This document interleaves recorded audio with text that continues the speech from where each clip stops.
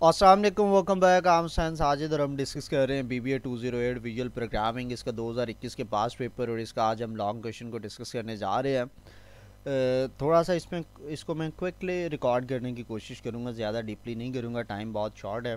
So right, a relational, what are relational and logical operators, और आपने उनको describe करना है। तो रिलेशनल ऑपरेटर्स जो हैं, they are use to specify condition in a program. किसी भी प्रोग्राम के अंदर जो कंडीशन लगानी होती है उसको स्पेसिफाई करने के लिए हम रिलेशनल ऑपरेटर यूज़ करते हैं। जो रिलेशनल ऑपरेटर्स होते हैं ये बेसिकली दो वैल्यूज़ को आपस में कंपेयर करते हैं, और उसके रिज़ल्ट में ये क्या करते हैं कि ट्रू या फॉल्स का रिज़ल्ट ये प्रोड्यूस करते हैं। Relational operators are sometimes called conditional operators और कंपैरिजन ऑपरेटर्स एज वेल, क्योंकि ये कंडीशन को टेस्ट कर रहे होते हैं कि क्या वो ट्रू है या फिर फॉल्स है। और विजुअल बेसिक जो है उसके अंदर क्या है, greater than, less than, greater than equal, less than equal, ये सारे जो हैं इसके अंदर रिलेशनल ऑपरेटर्स मौजूद होते हैं। अगर हम बात करें ग्रेटर देन की, तो ग्रेटर देन ऑपरेटर जो होता है ये ट्रू रिटर्न करेगा अगर लेफ़्ट साइड वाली वैल्यू जो होगी इस ग्रेटर देन के साइन से लेफ़्ट वाली जो वैल्यू है वो राइट साइड वाले साइन से बड़ी होगी, तो फिर हम ये रिटर्न ट्रू करेगा। और अगर ऐसा नहीं है तो वो फॉल्स करेगा। अगर आपने ये लेस देन का साइन लिखा है, ए लेस देन बी लिखा है, तो जो लेफ़्ट वाली वैल्यू होगी अगर वो छोटी है और राइट वाली वैल्यू बड़ी है तो ये रिटर्न करेगा ट्रू, अदरवाइज़ ये फॉल्स रिटर्न करेगा। डबल इक्वल का साइन हमेशा कंपैरिजन के लिए आता है क्योंकि सिंगल इक्वल जो है वो हम असाइनमेंट के लिए यूज़ कर रहे होते हैं, तो इसको इक्वल टू ऑपरेटर बोलते हैं। अगर इसके दोनों साइड वाली चीज़ें इक्वल होंगी तो ये ट्रू रिटर्न करेगा, अदरवाइज़ ये आपको फॉल्स रिटर्न करेगा। ग्रेटर देन इक्वल की आप बात करते हैं, सो ग्रेटर देन इक्वल के लेफ़्ट पे जो वैल्यू होगी वो अगर राइट साइड वाले से ग्रेटर है या फिर उसके इक्वल है तो ये ट्रू रिटर्न करेगा, अदरवाइज़ ये आपको फॉल्स रिटर्न करेगा। लेस देन इक्वल की अगर हम बात करते हैं तो अगर लेफ़्ट वाली वैल्यू राइट वाली वैल्यू से छोटी है या उसके इक्वल है तो ये ट्रू रिटर्न करेगा, अदरवाइज़ ये फॉल्स रिटर्न करेगा। और ये नॉट इक्वल होता है, और नॉट इक्वल क्या करता है कि ये ट्रू रिटर्न करता है अगर वो दोनों वैल्यूज़ डिफरेंट हो, और अगर वो सेम हो तो ये फॉल्स रिटर्न करेगा।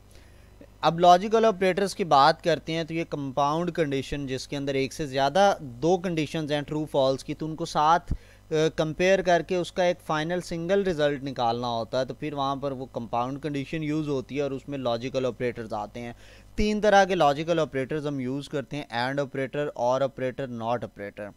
एंड ऑपरेटर जो है ये इसको हम यूज़ करते हैं कि दो कंडीशन को इवेलुएट करें, और ये ट्रू रिटर्न करता है अगर दोनों कंडीशन ट्रू होती हैं, और ये फॉल्स रिटर्न करता है अगर उन दोनों में से एक भी फॉल्स आ जाए या दोनों फॉल्स हैं तो ये फॉल्स रिटर्न करता है। और फॉर एग्जांपल फॉल्स है पहली कंडीशन, बीच में एंड है, दूसरी कंडीशन भी फॉल्स है, तो रिजल्ट क्या आएगा, फॉल्स। पहली कंडीशन फॉल्स है और दूसरी कंडीशन ट्रू है और मिडल में आपने एंड लिखा हुआ है तो रिजल्ट फॉल्स आएगा, क्योंकि एक तो फॉल्स होगी ना। अब पहले वाली ट्रू होगी लेकिन दूसरी बाय चांस फॉल्स है तो एंड ऑपरेटर उसका रिजल्ट भी आपको फॉल्स देगा। और अगर पहली कंडीशन ट्रू है और दूसरी भी ट्रू है, अब बीच में एंड था तो एंड की रिक्वायरमेंट पूरी हुई है कि जब तक दोनों ट्रू नहीं होंगे उसने आपको रिजल्ट में ट्रू नहीं देना।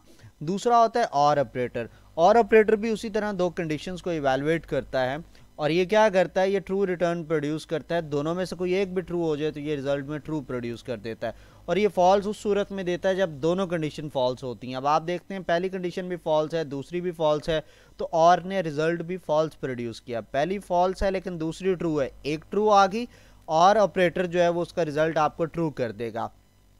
पहली ट्रू है लेकिन दूसरी कंडीशन फॉल्स है तो फिर भी रिजल्ट ट्रू रहेगा, और दोनों कंडीशन ट्रू होंगी फिर भी रिजल्ट ट्रू रहता है।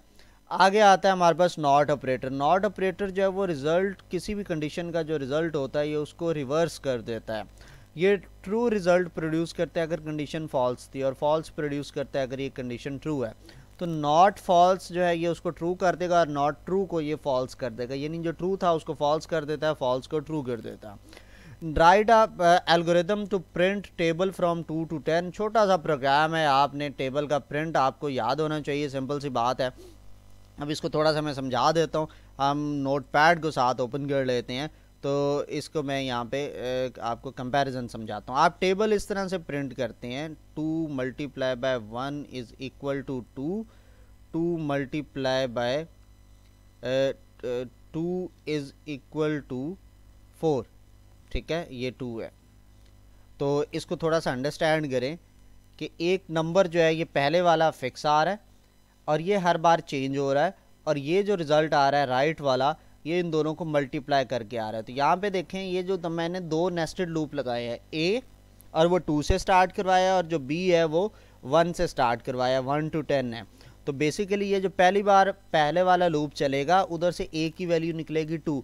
अब अंदर वाले लूप ने 10 बार चलना है 1 से लेकर 10 तक, तो वो उधर से 2 आ गया पहले टेबल से, पहले वाले लूप से, और फिर बीच में मल्टीप्लाई का साइन है, और यहाँ पर बी की जगह पर ये लूप एक बार चलेगा तो 1 आएगा, इक्वल एज इट इज़, और 2 मल्टीप्लाई बाय 1 हो जाएगा। लूप दोबारा चलेगा, बी की वैल्यू 2 है, तो 2 ए से आ रहा है और बी से भी 2 आ रहा है, और इधर 2 2 जा 4 हो जाएगा। अब बी की वैल्यू 3 है, तो ए से तो 2 आ रहा है, बी से 3 आ रहा है, तो वो 2 3 जा 6 कर जाएगा। ठीक है, तो इस तरह से ये पहले एक दफ़ा इंटरनल लूप चलेगा, फिर बाहर वाला लूप दूसरी बार चलेगा और ए की वैल्यू 3 हो जाएगी। अंदर वाले ने फिर 10 टाइम चलना है, और वो उसका आपको 10 तक टेबल प्रिंट करके देगा। फिर बाहर वाले ए की वैल्यू 4 होगी, अंदर वाला फिर चलेगा और वो रिपीट होता रहेगा। ठीक है, तो इस तरह से ये 10 टाइम्स जो है वो 2 से लेकर 10 तक सारे टेबल आपके प्रिंट हो जाएंगे। Differentiate between argument pass by value and pass by reference. तो पास बाय वैल्यू की बात करें तो ये एक मैकेनिज्म होता है of copying function parameter value to another variable, कि यानी एक फंक्शन के जो पैरामीटर की वैल्यू है उसको कॉपी करना किसी दूसरे वेरिएबल, इसको पास बाय वैल्यू कहते हैं। और पास बाय रेफरेंस जो होता है, इसमें एक्चुअल पैरामीटर के फंक्शंस जो होते हैं उसको पास करना, इसको हम पास बाय रेफरेंस कहते हैं। जो पास बाय वैल्यू होता है उसमें जो भी आप changes made inside the function they are not reflected in the original value, यानी एक ओरिजिनल वैल्यू आपने पास की है तो वो ओरिजिनल वैल्यू इफेक्टिव नहीं होती, वो एज इट इज़ रहती है, लेकिन अगर आप फंक्शन के अंदर चेंजिंग करें तो। लेकिन अगर पास बाय रेफरेंस के साथ आप काम कर रहे थे तो फंक्शन के अंदर कहीं पे चेंजिंग होती है तो ओरिजिनल वेरिएबल की वैल्यू भी चेंज हो जाती है। और जो पास बाय वैल्यू है, इसको जब आप पैरामीटर पास करते हैं तो वो क्या करता है, उसकी कॉपी बना लेता है और कॉपी को यूज़ करता है, ओरिजिनल को नहीं छेड़ता। जो पास बाय रेफरेंस है ये ओरिजिनल की कॉपी नहीं बनाता, ये ओरिजिनल का रेफरेंस लेता है और उसको एज इट इज़ यूज़ करता है।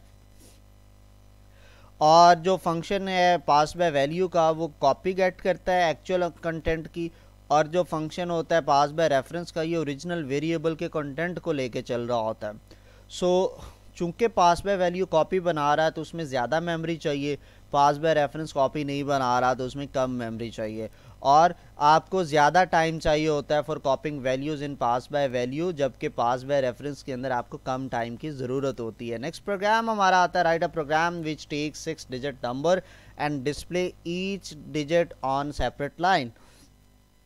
तो आपने हर डिजिट को, सिंपल है, पहले आपने नंबर इनपुट लिया, ठीक है, ये ऊपर मैंने ये पहली लाइन में थोड़ा सा चेंजिंग है, इसको एक सेकंड में अभी चेंज कर लेता हूँ। ये हमारे पास जो है खाली हमने नम इधर जो है वो डिक्लेयर करवाया एज इंटीजर,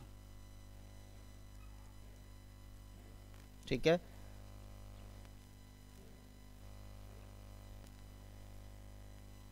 इसको हमने इंटीजर जो है वो नम को डिक्लेयर करवाया, और नम के अंदर हमने इनपुट बॉक्स से 6 डिजिट नंबर की वैल्यू ली और उसको वैल के फंक्शन को पास किया ताकि वो इंटीजर बन जाए, वैल्यू बन जाए। वाइल का लूप चलाया, तब तक लूप चलता रहेगा जबकि वाइल नम की वैल्यू जो है वो 0 के इक्वल नहीं होती, ठीक है, तब तक ये लूप चलता रहेगा। तो हमने क्या किया, जो भी नंबर आया उसको 10 पे डिवाइड किया और जो रिमाइंडर आया उसको प्रिंट कर दिया। और अगली लाइन में हमने क्या किया कि नंबर को 10 पे डिवाइड करके आखिरी डिजिट को रिमूव कर दिया। लूप दोबारा चलेगा, फिर वो 10 के साथ रिमाइंडर लेगा और आखिरी नंबर प्रिंट कर देगा, और फिर नीचे वाली लाइन आखिरी नंबर को रिमूव करवाती जाएगी। तो इस तरह से ये हर लाइन के ऊपर आपका सेपरेट जो है वो चीज़ प्रिंट होती चली जाएगी। तो इस तरह से हमें एक प्रोग्राम लिखा है कि जिसमें 6 डिजिट के, आप ये अगर आप इसमें 10 डिजिट वैल्यू भी ले लेंगे तो हर जो उसका डिजिट है वो अलग अलग लाइन पर शो होगा। ये आपको इस प्रोग्राम में पूछा गया था। नेक्स्ट प्रोग्राम आपको आया था कि आपने नंबर्स को इनपुट लेना है और उसकी एवरेज को स्क्रीन पर डिस्प्ले करवाना है। तो एक num1 as single, num2 as single and average as single, 3 variable बनाया। num1 के अंदर आपने फर्स्ट फ्लोटिंग पॉइंट लिया और num2 के अंदर आपने सेकंड जो है वो फ्लोटिंग पॉइंट लिया है, ठीक है। और यानी num1 में कि enter the first floating point number, enter second floating point number, ये एक num1 में सेव हो गया, एक num2 में। एवरेज इज इक्वल टू आपने किया num1 plus num2 divided by 2, और वो उसको ऐड करके 2 पे डिवाइड कर देता है। और फिर आपने एवरेज को प्रिंट किया कि एवरेज इज इक्वल टू और ये आगे कंकैटिनेशन ऑपरेटर और एवरेज और इस तरह एंड पे एंड सब कर दिया। तो ये आपका प्रोग्राम था। कोई भी सवाल हो लेफ़्ट साइड पे मेरा व्हाट्सएप नंबर होता है, आप इस पर डिस्कस कर सकते हैं। अपना ढेर सारा ख्याल रखिएगा। इंशाल्लाह आपसे फिर मुलाकात होगी। अल्लाह हाफिज़।